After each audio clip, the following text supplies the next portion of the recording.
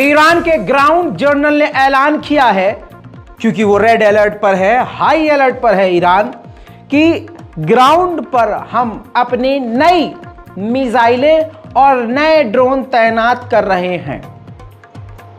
पहले ही बता चुका हूं कि ईरान पहले से ही अलर्ट पर था, लेकिन फिर भी ईरान पर आतंकी हमला, आत्मघाती हमला हुआ।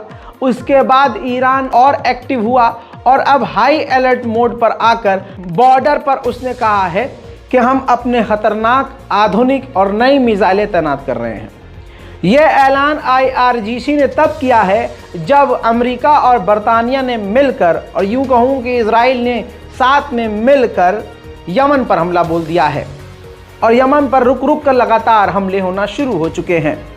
मेरे दोस्तों, ईरान पर भी हमले की आशंका है, जिसके चलते हुए ईरान ने यह ऐलान किया है। दूसरी तरफ इससे भी बड़ी खबर यह है, जिस बात को आप और हम जानते हैं, बरतानिया ने साफ कह दिया है। बरतानिया के अखबार फुल स्क्रीन पर दिखाऊंगा क्योंकि बेहद ज़रूरी है। द गार्डियन की रिपोर्ट ध्यान से देख लीजिए, पढ़ लीजिए। द गार्डियन ने अपने क्लियर ब्रेकिंग न्यूज़ के अपडेट में लिखा है कि अमेरिका मिडिल ईस्ट में सुपर पावर, सबसे बड़ी पावर नहीं है। मिडिल ईस्ट में ईरान सुपर पावर है। ईरान ने मिडिल ईस्ट में अपने बेहतरीन साथी यानी बेहतरीन एलाइज जैसे रशिया और चाइना को बना लिया है मिडिल ईस्ट में। इसके अलावा ईरान ने अंदर ही अंदर अपनी जड़ें मजबूत कर ली हैं। ईरान के कल जो खिलाफ थे, आज वो पूरी तरह से साथ हैं। लिहाजा ईरान अब मिडिल ईस्ट का हीरो है। मेरे दोस्तों, अब क्या ही रह गया।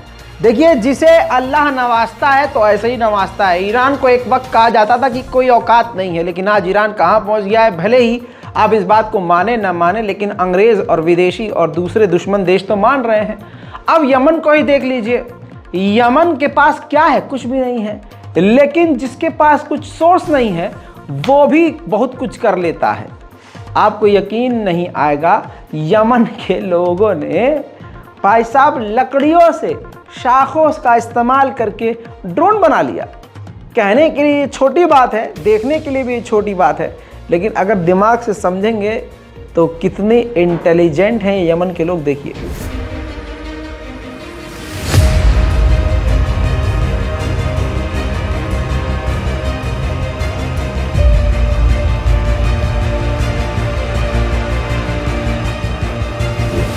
आइए यमन के उन शहीदों की तस्वीर दिखाता हूं। ये 7 यमन के शहीद हैं जिन्होंने अपनी जान गंवाई है अमेरिका के हमलों में। उधर रिपोर्ट में यह दावा किया गया है कि अमेरिका के खतरनाक हमलों के बाद हुथीस की ताकत 20 से 30% कम हो गई है। हालांकि मेरा मानना नहीं है ये। उधर इजराइल की सरकार में बहुत उथल पुथल चल रहा है। वॉर कैबिनेट की मीटिंग में नेतन्याहू से काफ़ी लोग खफा नजर आए। उन्हीं की सरकार के जो वॉर मिनिस्टर है, डिफेंस मिनिस्टर है, वो अपने साथ किसी अननोन पर्सन को लेकर आया था। मीडिया में उसका नाम नहीं आया है। नेतन्याहू ने डिफेंस मिनिस्टर के साथ आए उस शख्स को अंदर आने से मना कर दिया, जिसकी वजह से डिफेंस मिनिस्टर चिढ़ गया और वापस चला गया। काफ़ी देर के बाद खबर आई कि डिफेंस मिनिस्टर आखिरकार उसी इंसान के साथ नेतन्याहू के पास गया और फिर ये वॉर की मीटिंग कंप्लीट हुई। साउथ अफ्रीका के प्रेसिडेंट ने कहा कि नेल्सन मंडेला ने हमको सिखाया और बताया था कि हम तब तक आज़ाद नहीं हैं जब तक फिलिस्तीनियों को आज़ादी नहीं मिल जाती। आज हमें मौका मिला है और मैंने अपनी ज़िंदगी में कभी इतना फ़ख्र महसूस नहीं किया है कि आज हम फ़िलिस्तीन को डिफेंड कर रहे हैं, फ़िलिस्तीन की बात अंतर्राष्ट्रीय क्रिमिनल कोर्ट में उठा रहे हैं। इजराइल की ही रिपोर्ट है कि जब 7 अक्टूबर 2023 को इजराइल के ऊपर हमला किया लड़ाकों ने, तो जो सीनियर कमांडर हैं और गार्ड्स हैं वो सदमे और शॉक में चले गए थे। कई घंटों तक उनको समझ में नहीं आ रहा था कि अब क्या करना है, कैसे करना है, कुछ समझ में नहीं आ रहा था। यानी पूरी तरह से कंफ्यूज हो गए थे। यह है दुनिया की सुपर फौज। वहीं हमास के सीनियर लीडर ने कहा है कि हम यहूदी कैदियों को ट्रीट कर रहे हैं, उनके साथ अच्छा व्यवहार कर रहे हैं, खिला पिला रहे हैं, इलाज कर रहे हैं, ध्यान रख रहे हैं, जबकि इजराइल खुद अपने यहूदियों को कत्ल कर रहा है। हमला कर दिया। देखिए, अमेरिका का भी काल आ गया है, उल्टी गिनती शुरू हो चुकी है। इस बात को मैं हमेशा आपको बताता हूं, और जब से ये जंग शुरू हुई है मैं आपको ये सबूत के तौर पे दिखा और बता रहा हूं। सबसे बड़ा सबूत पेश कर रहा हूं। अमेरिका की सरकार में ही काम करने वाले सीनियर से लेकर जूनियर स्टाफ पूरे झुंड में मास लेवल पर, यानी मैक्सिमम लेवल पर ये तैयारी कर रहे हैं कि बाइडेन की सरकार की, बाइडेन की नीतियों की, बाइडेन के तौर तरीकों की पूरी तरह से आलोचना करेंगे और बाइडेन का बाइकॉट करेंगे, और बाइडेन जो फैसले ले रहा है उसके खिलाफ बाइकॉट अभियान चलाएंगे। फिलिस्तीन की ही रिपोर्ट के अनुसार गाजा की आबादी से हर 20 में से एक व्यक्ति या तो मारा गया है, या तो घायल है, या तो मिसिंग है।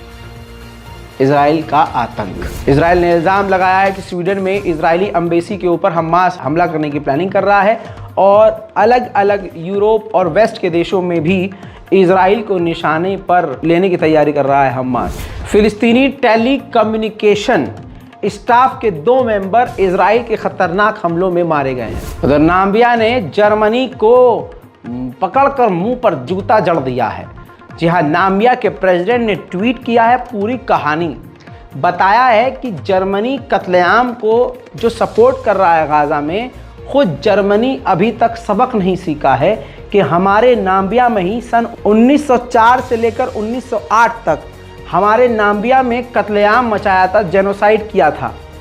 उस वक्त जर्मनी पूरी तरह से दुनिया में अलग थलग पड़ गया था और लानत पड़ी थी, इज्जत कम हो गई थी और नंगा हो गया था। लेकिन उससे भी आज इसने, जर्मनी ने सबक नहीं सीखा और इजराइल का साथ दे रहा है जेनोसाइड करने में। बहुत लंबा ट्वीट है और बड़ी लंबी कहानी है। शॉर्ट में आपको बता दिया है, नाम्बिया के प्रेसिडेंट पूरी तरह से जर्मनी के खिलाफ बोल गए हैं। इजिप्ट और गाजा के बॉर्डर के बीच में दीवार उठाकर इजिप्ट ने वायरिंग कर दी है, पूरी तरह से बॉर्डर को बंद कर दिया है।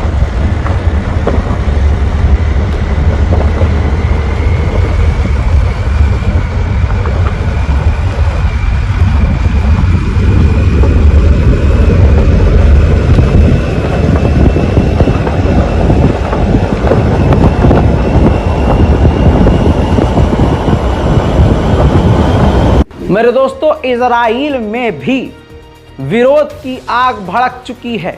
नेतन्याहू को कोई पसंद नहीं कर रहा है, जबरदस्त विरोध हो रहा है नेतन्याहू का।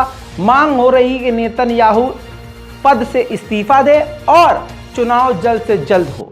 इस बीच वहां भी यहां की तरह आए पुलिस बल का इस्तेमाल करके विरोधी लोगों को, प्रदर्शनकारी को गिरफ्तार किया गया।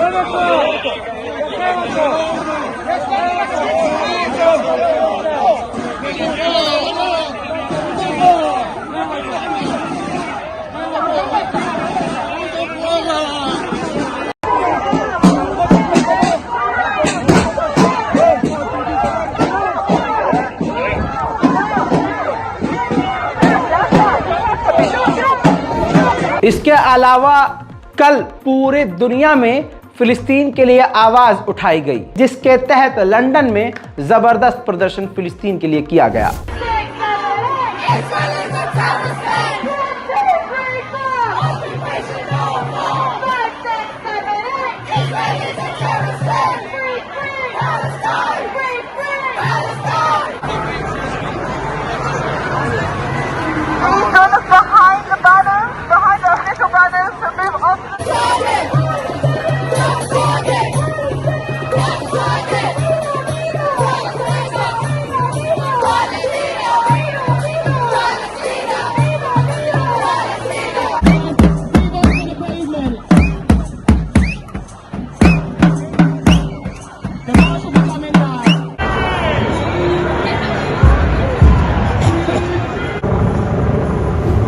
मेरे दोस्तों, फिलहाल की इस रिपोर्ट में इतना ही। इससे पहले जो रिपोर्ट्स अपलोड की गई हैं, जाकर उनको जरूर देखिए, रिपोर्ट को शेयर कीजिए। जय हिंद।